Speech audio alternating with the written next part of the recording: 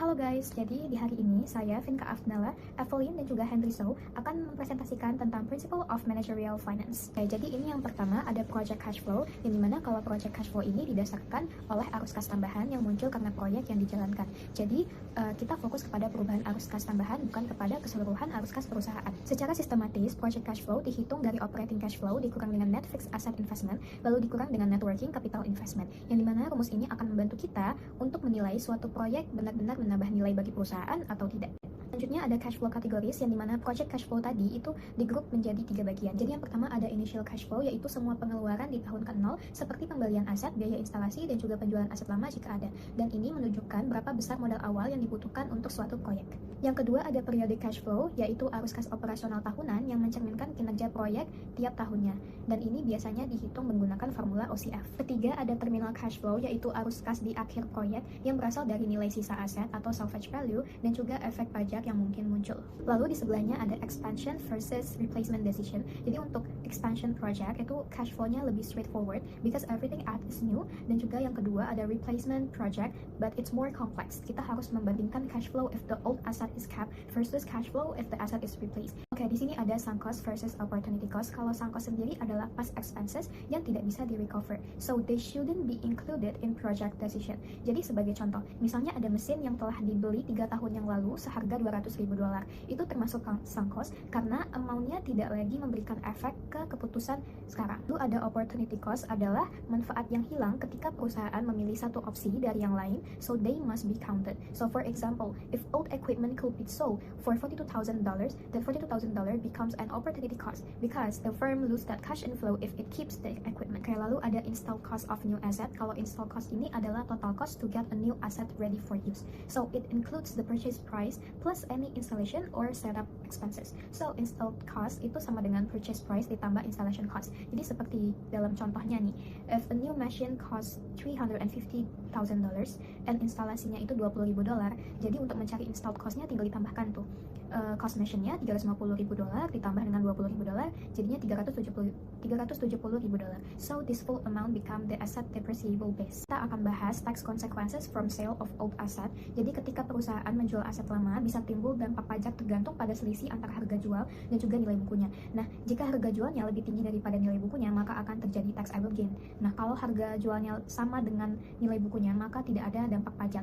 Lalu jika harga jualnya lebih kecil dari nilai bukunya, maka perusahaan akan mendapat tax savings atau penghematan pajak.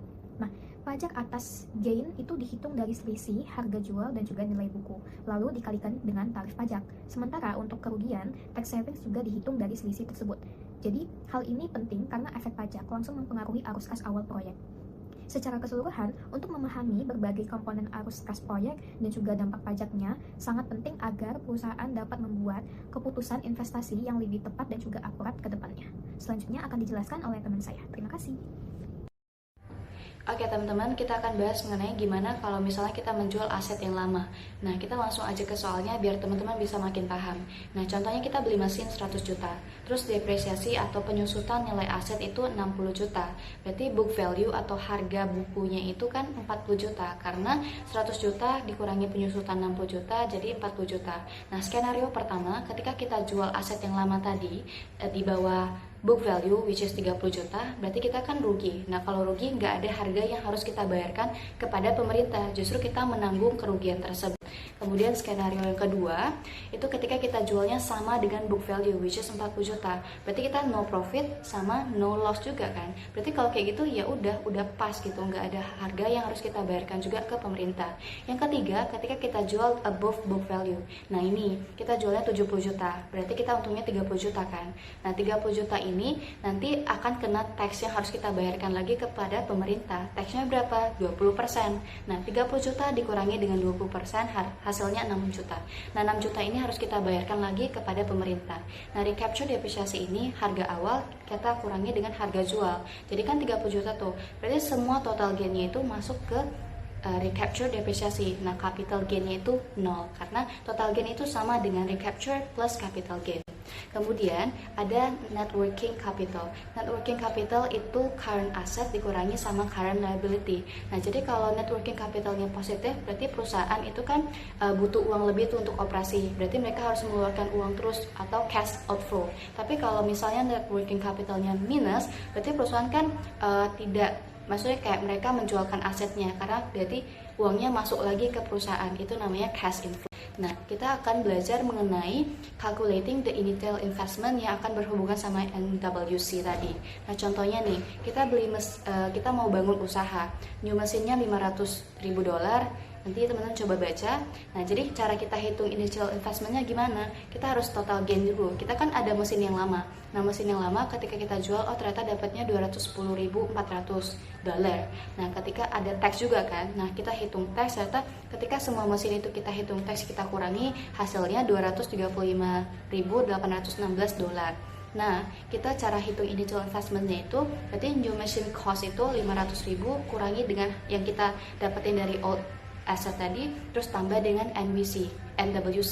Berarti initial investmentnya itu $200.884,184. Kemudian ada finding the operating cash inflow. Jadi ada dua cara, kita deduct depresiasi dan add it back. Kemudian yang kedua, kita ignore depresiasi dan add depreciation tax show. Nah, teman-teman bisa coba baca. Nah, kalau misalnya di deduct depreciation, berarti nanti di akhir bakal tambahin lagi. Tapi kalau kita ignore depresiasi, tapi nanti di akhir kita tambahin depreciation tax show. Nah, tapi dari kedua tersebut hasilnya sama aja kok. Jadi tergantung teman-teman sukanya pakai cara yang mana. Kayak gitu.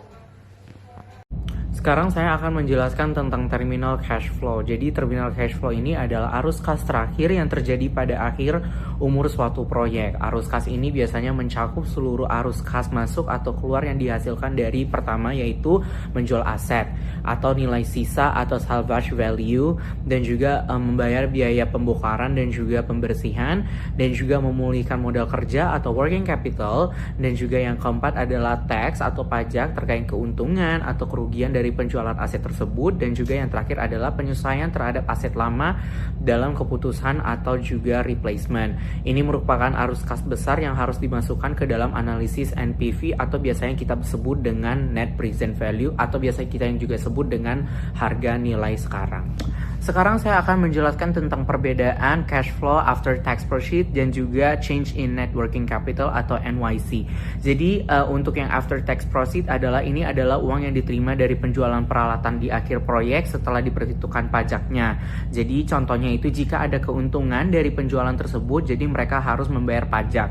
Jika adanya kerugian dari penjualan, mereka harus adanya penghematan pajak atau tax savings. Jadi nilai ini tuh menunjukkan berapa besar nilai aset tersebut saat dijual setelah dikoreksi dengan pajaknya tersebut. Kedua yaitu change in net working capital atau NWC. Jadi ini adalah uang yang kembali dari modal kerja seperti persediaan atau inventory, dan juga piutang atau account receivable yang sebelumnya digunakan dan terkunci selama proyek berjalan. Di akhir proyek biasanya inventory dijual dan dipakai habis, dan juga piutang tertagih, dan juga hutang lancar diselesaikan jika ada. Sekarang saya akan menjelaskan tentang relevant cash flow. Jadi sebagian besar investasi modal itu tuh dimulai dengan arus kas awal atau initial cash flow, menghasilkan arus kas periodik dari pengoperasian aset, dan diakhiri dengan arus kas terminal apa yang tadi saya sebut dengan terminal cash flow. Keseluruhan arus kas inilah yang diperkirakan analisis untuk menilai apakah suatu proyek investasi menciptakan nilai atau menghancurkan nilai bagi investor tersebut. Arus kas yang relevan adalah hanya arus kas yang berubah karena keputusan investasi dalam capital budgeting. Arus kas relevan mencakup dalam yang pertama yaitu pendapatan tambahan atau incremental revenues. Biasanya pendapatan yang muncul karena proyek dilakukan. Biaya tambahan atau incremental cost biasanya biaya yang timbul hanya karena proyek yang dijalankan. Perubahan modal kerja atau change in working capital, kenaikan atau pemulihan modal kerja akibat proyek.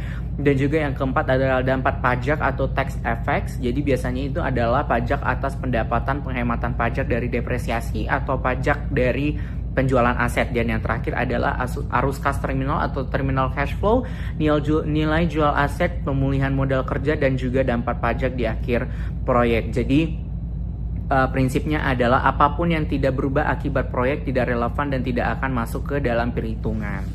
Sekarang yang terakhir saya akan menjelaskan tentang personal finance. Jadi personal finance ini adalah cara seseorang mengelola uang pribadinya untuk mencapai tujuan keuangan baik jangka pendek dan juga jangka panjang. Ini mencakup bagaimana seseorang menghasilkan, menghabiskan, menabung, berinvestasi dan juga melindungi terhadap keuangannya. Secara sederhana, personal finance ini membahas tentang mengatur anggaran atau budgeting dan juga menabung, berinvestasi, mengelola utang dan piutang, perlindungan keuangan dan juga perencanaan pensiun. Tujuan utamanya adalah membantu seseorang mencapai kestabilan keuangan dan juga menghindari masalah keuangan dan juga membangun kemerdekaan finansial.